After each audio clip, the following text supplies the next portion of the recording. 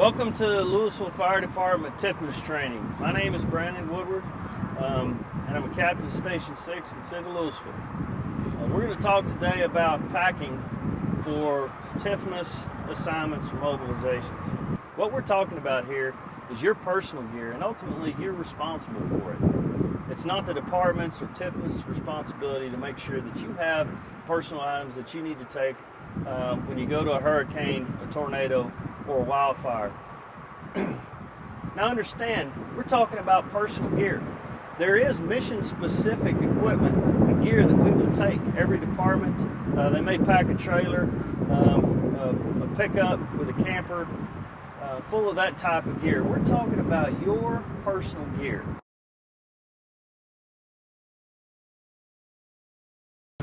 Remember, the deployments are anywhere from 72 hours to a 7-day trip. So I try to pack enough to kind of get by. Undergarments, underwear. I usually carry 5 or 6 pairs. If you pack them in the little Ziploc bags like this, condenses, doesn't have as much air in it, doesn't take up as much room. 6 or 7 pairs of socks, you can reuse these, remember that. T-shirts, just the standard department issue. There's 4 pairs of pants. So that's plenty to get me through a week.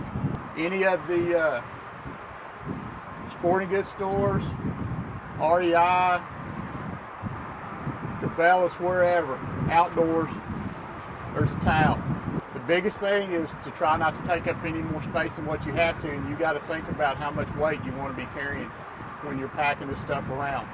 Sleeping bag, we'll show a comparison in a minute. I've got a regular sleep bag. This is nothing special other than it will pack down in a sack that doesn't take up near as much room. Shower shoes, just when you do get a place, if you're like at Bastrop in the barracks or you're out in fire camp, they bring in a portable showers. You need something to kind of keep the fungus off your feet. Take care of your feet always. You always got to have a little toilet paper just in case. One last thing, toiletries, toothpaste, and I've got everything in travel size. Toothpaste, you want some Advil, just the things you would need when you're showering, personal hygiene, anything of that nature.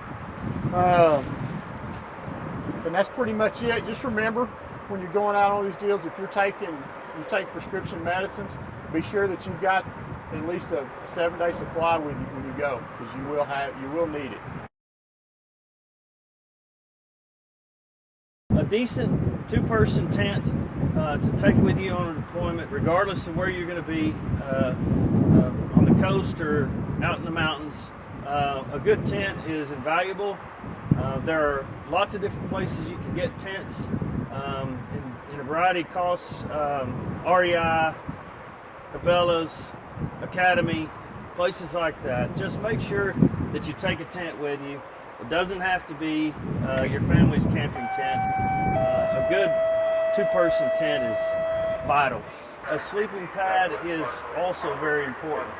We're not guaranteed a place to sleep on TIFMAS mobilizations. We've been very fortunate, as I mentioned before, in having cover over our heads, but that's not always the case, as you well know. So a sleeping pad is important. Here again, they come in various types and kinds and sizes and price range. This is a Big Agnes sleeping pad that blows up for one person. Another type is a foam core sleeping pad like this Mountain Hardware pad. It's not as compressible or as packable, but will also serve the same purpose. Other companies make similar types of sleeping pads that you'll need when you're going to sleep on the ground in your tent or out in the open sky.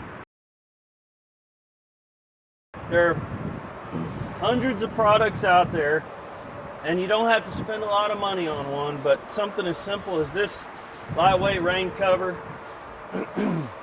is vital. Now, if you're going on a mobilization where you feel certain it's going to be wet, there's going to be rain, it's a hurricane or a storm deployment, you might want to take something a little more substantial.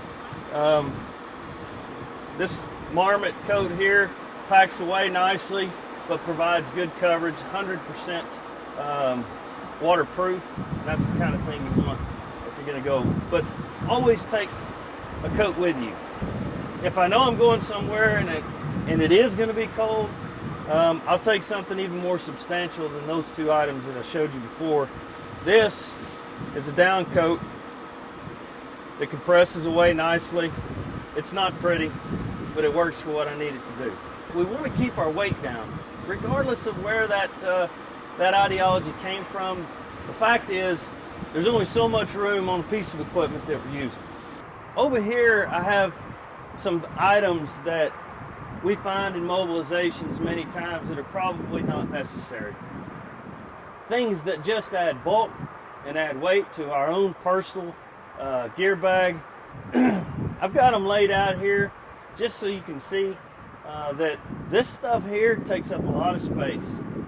It causes a lot of weight, you know, queen size air mattresses, camp stoves, foldable cots, folding chairs, sleeping bags that are large and bulky.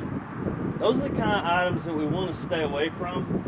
There are times when these items may find their way onto our trucks. They may go on mobilization with us, and that's fine. But for us personally, packing our gear, going to mobilization at any time, to any place in the state of Texas, this is the kind of stuff you could probably leave out. In addition to your personal gear, all of us are going to have some type of line gear that we carry, primarily so that we can carry our fire shelter, as all of you know. Most of our equipment's equipped with engine packs that have the fire shelter on them, and may have a few extra pockets for food and drink and gloves and things like that. And that's great. I hope your department has provided something like that on the equipment you're going to be responding on. If you choose to purchase your own line gear, we wanted to give you an idea of the kinds of things that we carry around on the line with us. Mostly water. If you buy a line pack, it should have a capability, like you can see here, it needs to have the capability to carry up to a gallon of water. We drink a lot of water regardless of the incident that we're on, and so it needs to have plenty of outside pockets to carry water. Another item that's very useful and very beneficial are camelbacks, and if you can incorporate a camelback reservoir or the camelback itself into what you carry on the line, whether you're using an engine pack or a full line pack, that's great. There you go. It's a great example. Now, the other items that you carry in your line gear. Remember, this line gear needs to be able to fit in your personal gear bag along with your tent, your sleeping bag, your t-shirts, and all those other items. This is not extra gear we're allowed to carry. All this stuff needs to go together in the same place, ready to go at a moment's notice. Most of you have seen a line gear pulled apart with all the knickknacks in it. We're going to pull one apart here. Actually, we're going to pull both of these apart and look and see what's in them so that you have an idea of the kind of stuff you want to carry out on the line with you. Go ahead, Gary. Lots of little, just the IRPG Fireline Handbook. Try to carry that with me all the time. You need to have it. Headlamp for your helmet. My personal preference is to have it in my pack. It's not always on my head. You pull it out, you use it at night or as needed at different situations. Little pocket organizer, more or less. It's got my RPG in it. Problem that I found when we started working, I was sweating on them pretty bad, and it just wouldn't protect it. So this slides in the billows pocket of my pants. It's there. It's a little more protected than what normally it would be. Also in there is going to be a compass. I carry a couple of them in case you lose one, you break one, your partner doesn't have one, and you can't ever have too many knives. A little survival blanket. You get out somewhere, as we've seen this year already on some deployments, you break down, you have problems. So this time of year it's not a problem, but if we get, I know one deployment we went on, it was 70 and 80 when we left, but that night a cold front hit in the panhandle. It was about 40 degrees and about a 40-mile-an-hour wind. It got pretty chilly. Yeah, and if you're going to spike out and you've got your sleeping pad and your sleeping bag, that right there covers both of those up. Keeps you nice and toasty. Yes, keeps the wind out. MRE, personal favorite is the chili macaroni for me. And as you might not always eat the whole thing, but hang on to the rest of it. Got another mac and cheese there, but the little desserts, there's all kinds of different stuff. You'll have dessert, there's a drink, but that's pretty much it. All comes in that one bag.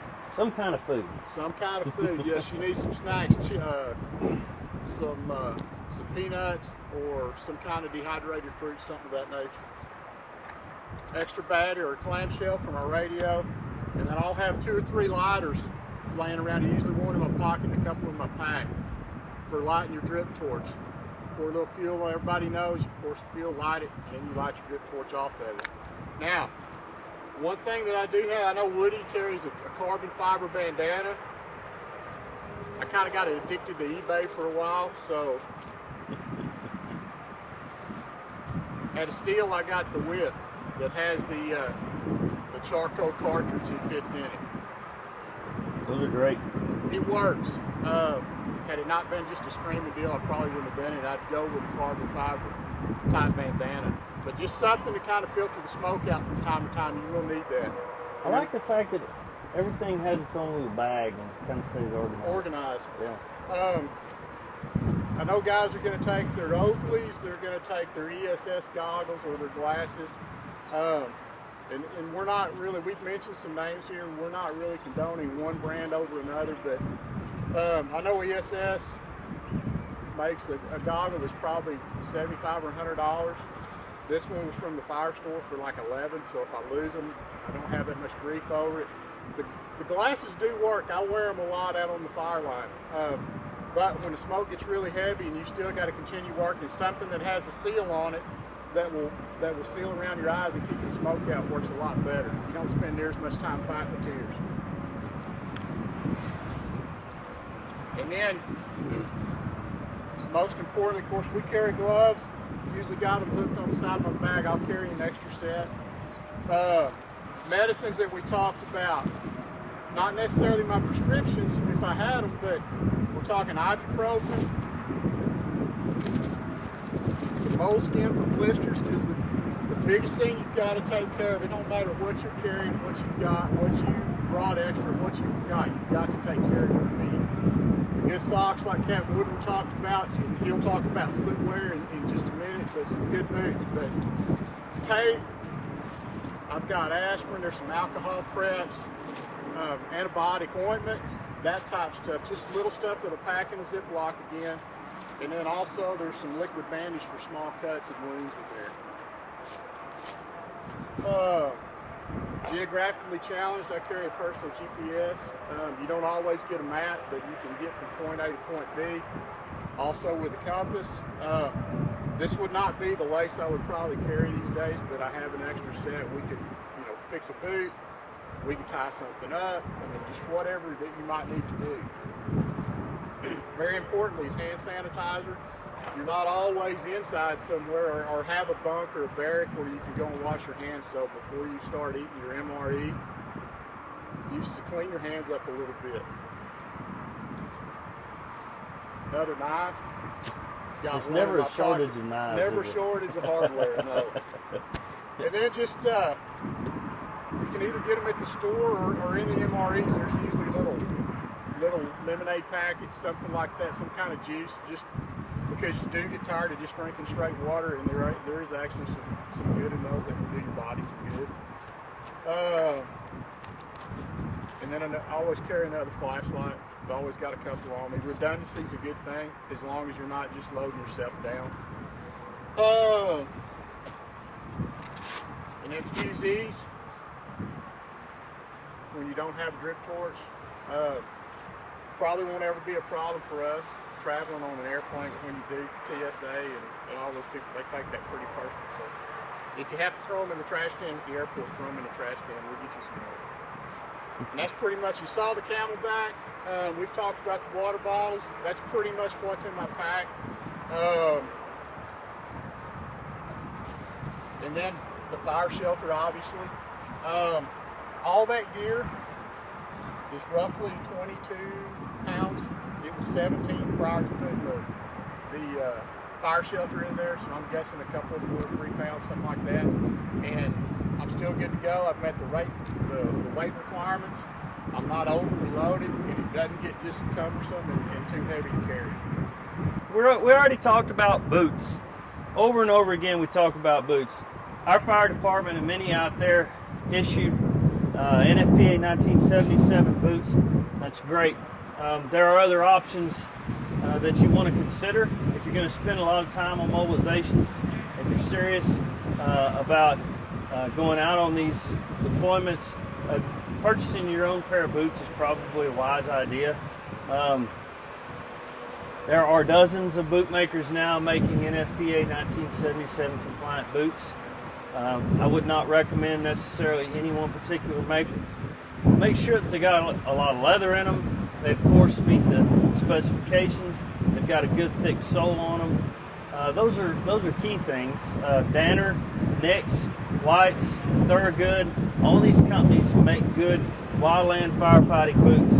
And these boots will transition over into other types of mobilizations as well. You don't want to wear the station boots that the department issues out on a tornado or a hurricane response.